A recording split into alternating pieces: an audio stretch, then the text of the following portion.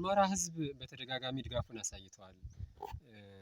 እንደ ቡሬ ላይ በተያዘበት ጊዜ ከቡሬ ወደ ባህር ዳር ሄዶ እንደገና በመኪና ወደ ደጀን አካባቢ በሄደበት ወቅት ደጀን ሲያርፍ እንዴት የደጀን ወጣት የደጀን ህዝብ እንዳስመለሰው ያየነው ነው። ከዛ በኋላም ባህር ዳር ጭምር ተቃውሞውን በመግለጽ ምን በማለት በደንብ አሳይቷል። ከዚህ በላይ እኛ የሱን የህዝቡን እንቅስቃሴ ድጋፍ የምናየው እንዘዋወራለን፣ በገጠርም በከተማም በሄድንባቸው ቦታዎች በየሄድንባቸው ቦታዎች የሚያሳየው አክብሮት ነው ትልቁ ጉዳይ። የአማራ ህዝብ እንግዳ አክባሪ ነው፣ ትሁት ነው፣ ሩህሩህ ነው፣ ምንም ጥያቄ የለውም። ከዚህ በላይ ግን እሱን ደግሞ በጣም የሚሳሳለት መሪ እንደሆነ በተግባር በተደጋጋሚ አሳይቷል። ከሁሉም በላይ ህዝቡ የሚገርመው አኗኗሩ ነው።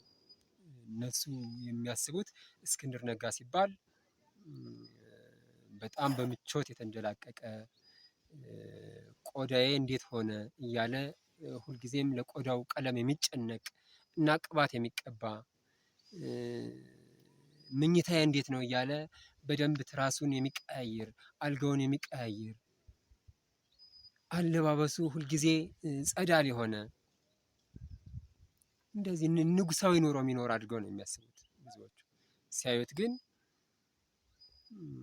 መሬት ላይ ያለው ፋኖ እንደሚኖረው እንደ ማንኛውም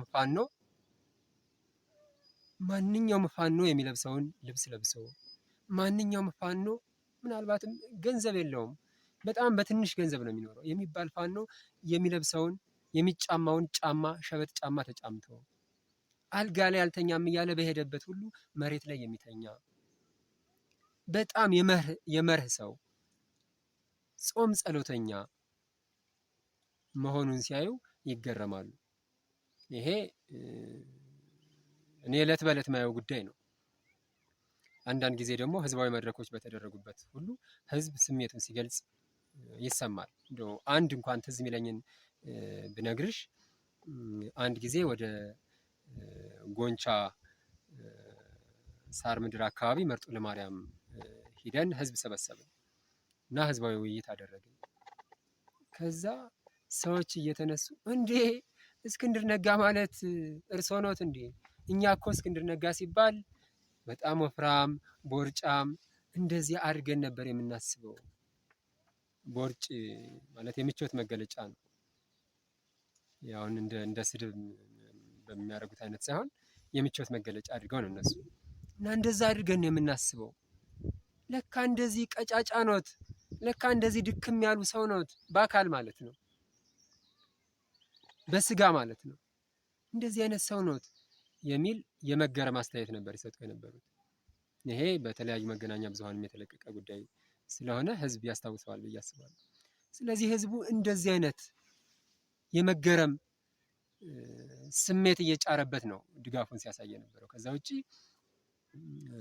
በየሄድንበት በተለያዩ መልኮች ስንቅ በማቀበል መንገድ በማሳየት መረጃ በመስጠት በመሳሰሉ ነገሮች ሁሉ ድጋፉን እየሰጠን የሚገኘው አሁንም የአማራ ህዝብ ነው። ምንም ጥያቄ የለውም።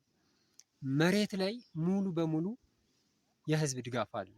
ምንም ጥያቄ የለውም። እና እነዚህ ደግሞ ከሚሰራው ስራ ከማየት ነው። እንደው ዝም ብሎ የመጣ ሳይሆን መሬት ላይ የሚጨበጥ የሚዳሰስ ስራ ስላዩ ነው። የሞቀ ቤት ውስጥ እየተኛ ጌሾ ስር ሄዶ ቪዲዮ እየተቀረጸ ፎቶ እየተነሳ አካኪ ዘራፍ እኔ ነኝ መሪው እኔ ነኝ ፋኖ ምናምን የሚል መሪ ስላልሆነ ነው እስክንድር። የተግባር ሰው የመርህ ሰው ስለሆነ ነው። ይሄንን ስለሚያውቅ ነው የአማራ ህዝብ።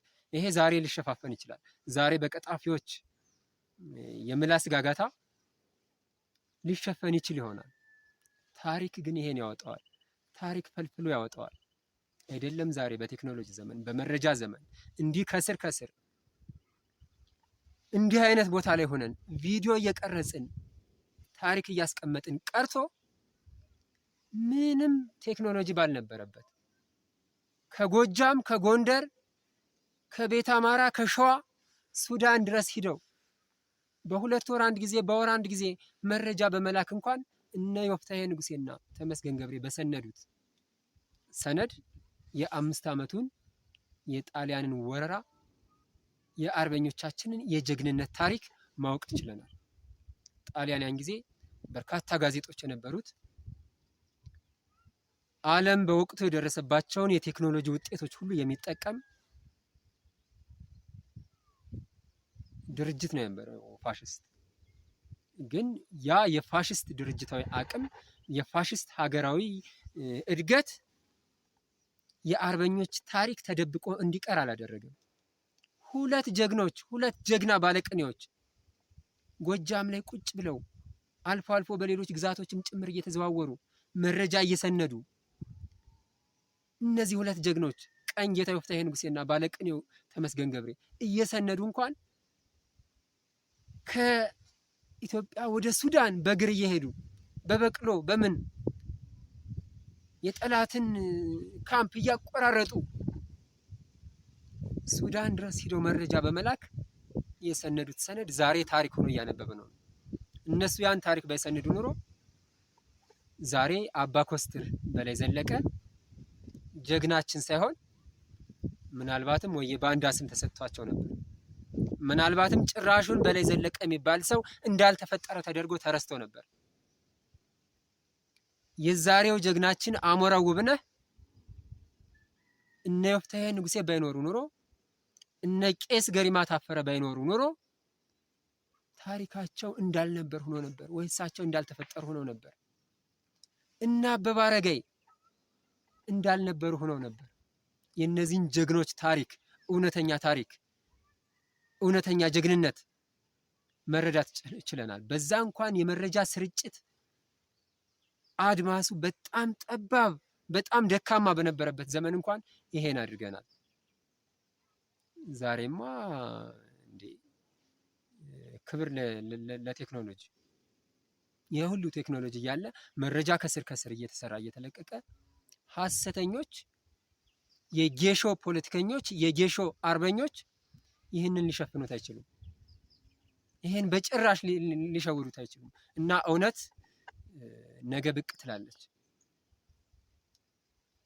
ይሄ ህዝብ የሚያውቀው ህዝብ የሚደግፈው እንቅስቃሴ ነገ በደንብ አብቦ ጎምርቶ ይመጣል እና ታሪክ የራሱን ብይን ይሰጣል፣ የራሱን ፍርድ ይሰጣል። ለዛ ነገ ታሪክ ለሚሰጠው ብይን ተጠያቂ ላለመሆን ነው ይህንን የምንናገረው። ይህንን እያልን ያለ ነው ገጽታ ለመገንባት የፖለቲካ ትርፍ ለማግኘት ገለመሌ አይደለም። ነገ ታሪክ ለሚሰጠው ሀቀኛ ብይን ተጠያቂ ላለመሆን ነው። ከደሙ ንጹህ ነኝ እንዲህ ብዬ ነበር ለማለት ነው ይህን የምንለው። ጥቅመኞች እንዳልሆንን፣ ከመርህ ውጭ የምንሄድ ሰዎች እንዳልሆንን፣ ባንዳዎች እንዳልሆንን፣ እውነተኛ ታጋዮች እንደሆንን የምንናገረው አሁን ማንንም ላለማሳመን አይደለም፣ ለመጪው ትውልድ ነው የምንናገረው። የአሁኑ ትውልድማ መሬት ላይ ያለው ያውቃል፣ እውነቱን ያውቃል። ነጋሪ አያስፈልገውም። እስክንድር ሲንከራተት አይቶታል። እስክንድር በጥይት ሀሩር መሃል ሲያልፍ አይቶታል። እስክንድር ከአንዴም 2-3 ጊዜ